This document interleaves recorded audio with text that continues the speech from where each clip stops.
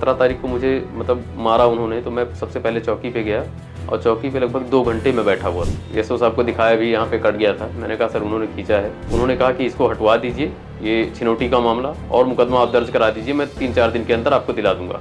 उसके बाद अभी तक मुझे ना कोई सूचना है, ना कोई जानकारी मिली है। दहेज उत्पीड़न की शिकायत करने पर दबंग ससुराल पक्ष के लोगों ने भाई की बेरहमी से पिटाई कर दी। यही नहीं, आरोप है कि दबंगों ने सिर्फ मारा पीटा नहीं बल्कि मोबाइल और सोने की चेन भी लूट ली। तरबगंज विधानसभा के सेमरी कला के रहने वाले राहुल सिंह का कहना है कि उनकी बहन की शादी 2023 में चौसेला के रहने वाले अर्पित सिंह से हुई थी। जो डिमांड दहेज के लिए किया गया था, वो सभी मांगे उनके द्वारा पूरी की गई थी, लेकिन शादी के बाद भी ससुराल पक्ष के लोग पैसों की डिमांड करते रहे। पीड़ित पक्ष ने अपनी हैसियत के हिसाब से दोबारा उनकी मांग पूरी की, लेकिन ये सिलसिला चलता रहा। थक हार के पीड़ित पक्ष ने पुलिस से इसकी शिकायत की। पुलिस ने पीड़ित पक्ष की तहरीर के अनुसार ससुराल पक्ष पर दहेज उत्पीड़न का मुकदमा दर्ज कर लिया। इसी बात से नाराज होकर ससुराल पक्ष के लोगों ने राहुल सिंह की पिटाई बीच रास्ते पे कर दी। पीड़ित का कहना है, पिटाई के बाद जब वो रगड़गंज चौकी पर पहुंचा तो 2 घंटे इंतजार करने के बावजूद उसे कोई पुलिस वाला वहां पर नजर नहीं आया, जिसके बाद वो पुलिस अधीक्षक कार्यालय गया। उसने एसपी गोंडा के सामने शिकायत की, जिनके निर्देश पर वो तरबगंज थाने पर पहुंचा। आरोप है, तरबगंज थाने पर पहुंचने के बाद तरबगंज कोतवाल ने उसकी तहरीर ही बदलवा दी। पीड़ित का आरोप है कि कोतवाल ने कहा कि अगर इसमें तुम मोबाइल चेन और पैसे लूटने वाली बात हटा दो तो मैं तुम्हारा मुकदमा भी दर्ज कर दूंगा और तुम्हारा सामान भी तुमको वापस लौटा दूंगा। जिसके बाद सामान पाने की लालच में पीड़ित राजी हो गया और तरबगंज पुलिस ने हल्की धाराओं में मुकदमा पंजीकृत कर दिया। अब मुकदमा पंजीकृत होने के बाद पीड़ित का कहना है कि पुलिस द्वारा कोई कार्रवाई नहीं की जा रही है और न ही उसका सामान वापस दिलाया गया। अब विवश होकर ये चोट खाया व्यक्ति न्याय के लिए अलग अलग दरवाजों पर भटक रहा है। अभी मैंने शिकायत की है। आज शिकायत ये है कि मैं 17 तारीख को अपने घर से निकला और 9:30 बजे की घटना है।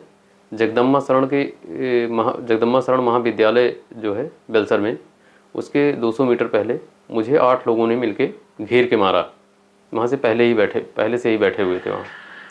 और ये मामला ये है कि मेरी सिस्टर की शादी चौसेला में हुई है, झलियनपुरवा में, अर्जुन सिंह के यहाँ। तो उनके कहने पर ही उन लोगों ने मुझे मारा, क्योंकि मैंने मुकदमा अभी पंजीकृत कराया है और वो विवेचना में है। और उन्होंने 2 बार मेरे पास मतलब भेजा कि वो मुकदमा आप सुलह कर लीजिए। मैंने मना किया। मेरे मना करने पे तुरंत उन्होंने मतलब मुझे मरवाया। किस तरह का मुकदमा दर्ज कराया था आपने? मैंने दहेज उत्पीड़न का मुकदमा दर्ज कराया है और सारे साक्ष्य मैंने दरोगा जी को दे भी दिए हैं। दहेज उत्पीड़न करते थे आपके सिस्टर के साथ? जी जी। किस तरह की डिमांड करते थे? बीच में 2 बार पैसों की डिमांड की, जिसमें मैंने 50,000 रुपये उनको कैश दिया है और अभी ज़मीन लिखा रहे थे 2024 में। फिर मैंने 1 लाख रुपये उनको ऑन रिकॉर्ड दिया है, मतलब कि खाते से ट्रांसफ़र किया है। आपके पास सारा रिकॉर्ड? मेरे पास सारा रिकॉर्ड है सर। मुकदमा लिखे जाने के बाद पुलिस ने क्या कार्रवाई की? मुकदमा लिखे जाने के बाद पुलिस जो है विवेचना कर रही है उस पर, और उन्होंने 2 बार मेरे पास मतलब वो कहलवाया कि मुकदमा जो है सुलह कर लीजिए। पुलिस ने कहा आपसे? नहीं, पुलिस ने नहीं कहा, मतलब और लोगों से उन्होंने कहलवाया। पक्ष के लोग? जी। क्या कहते हैं वो लोग आपसे? मतलब वो लोग मतलब 2 बार उन्होंने, एक बार फ़ोन भी किया और एक बार मतलब सामने से मिलके भी बोले कि मुकदमा सुलह कर लीजिए, वरना उनके जो रिश्तेदार हैं वहाँ बहादुरपुर के, वो लोग काफ़ी गुंडे टाइप के हैं और वो लोग ठीक नहीं है, आपको बहुत नुकसान पहुँचाएंगे। लेकिन मैं जब नहीं माना मैंने, तो उन्होंने, अर्जुन सिंह ने, ये बात आपको कि वो लोग ठीक नहीं है किसने कही? ये बात जो है 2 बार मतलब वहाँ से आ चुकी है। मतलब जो पुलिस ने कहा है कि किसी बाहरी व्यक्ति ने कहा? नहीं, बाहरी व्यक्ति ने कहा, पुलिस ने नहीं कहा। अच्छा, आप एसपी साहब के सामने पेश हुए थे? इस समय 17 तारीख तहरीर और जो एफआईआर दर्ज हुई है उस तहरीर में अंतर है क्या? जी, वो उसमें बहुत अंतर हो गया। जो मैं जब 17 तारीख को मुझे मतलब मारा उन्होंने, तो मैं सबसे पहले चौकी पे गया और चौकी पे लगभग 2 घंटे में बैठा हुआ था। किस चौकी पे? बेलसर चौकी पे 2 घंटे बैठा हुआ था। जी, रगड़गंज चौकी पे 2 घंटे बैठा हुआ था। वहाँ पे कोई भी कर्मचारी नहीं था।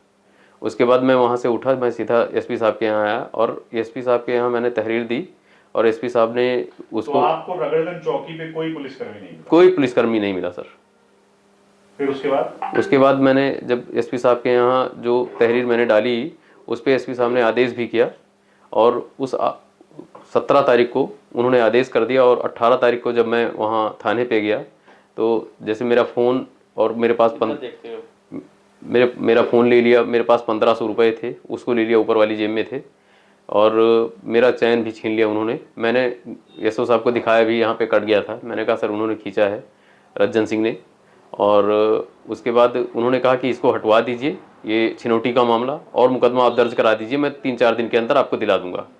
आज किसने कहा ये बात आपको? ये एसओ साहब ने कहा, एसएचओ साहब ने। ऐसा क्यों कहा उन्होंने? उन्होंने सर, ये मुझे नहीं पता ऐसा क्यों कहा, लेकिन उन्होंने कहा कि छिनौटी का मामला हटवा दीजिए और मुकदमा मैं दर्ज करा दूंगा। मुकदमा उन्होंने जो कुछ 351 352 का था उन्होंने दर्ज कराया। उसके बाद फिर मुझे मेडिकल के लिए भेज दिया। फिर ब्लॉक पे मुझे जो है वहाँ से रिफ़र कर दिया गया। तो जो कुछ मेडिकल वहाँ करना था किया, उसके बाद मुझे रिफ़र कर दिया गया ज़िले पे। उसके बाद अभी तक मुझे ना कोई सूचना है, ना कोई जानकारी मिली है। मैंने अभी जो है तुरंत अभी आर.के. पांडे जो चौकी इंचार्ज हैं, जो विवेचना कर रहे हैं, मैंने अभी उनको फ़ोन लगाया। इसके पहले भी फ़ोन लगाया था 2 दिन पहले, तो उन्होंने कहा था कि मैं अभी दिल्ली में हूँ, किसी मामले से आया था। अभी मैंने फ़ोन लगाया तो उन्होंने कहा मैंने सुना है कि उमरी थाने में कोई जमा कर गया है आपका फ़ोन, और ये मतलब अभी मैं देखता हूँ, जांच करवाता हूँ। सर आज कम से कम लगभग 9 दिन हो गए हैं, अभी तक कोई जानकारी नहीं है, ना मेरे फ़ोन की, ना पैसे की, ना चैन की, कोई मतलब नहीं है उसका। आप इस मामले में दोबारा इंस्पेक्टर से मिले? 2 बार सर, उन्होंने एक बार बुलाया भी, मैं विवेचना स्थल पे भी लेके गया। वहाँ एक पुजारी हैं, उन्होंने सारी घटना सच्चाई बताई उनको कि हाँ ये सच्चाई है, इस लड़के को जो है 8 लोगों ने मिल के यहाँ मारा। और वो पुजारी जी खुद आए थे छुड़ाने। जब मैं चिल्लाने लगा तो वो खुद छुड़ाने आए थे, और लोग भी वहाँ इकट्ठा हो गए थे जो रोड पे आते जा रहे थे।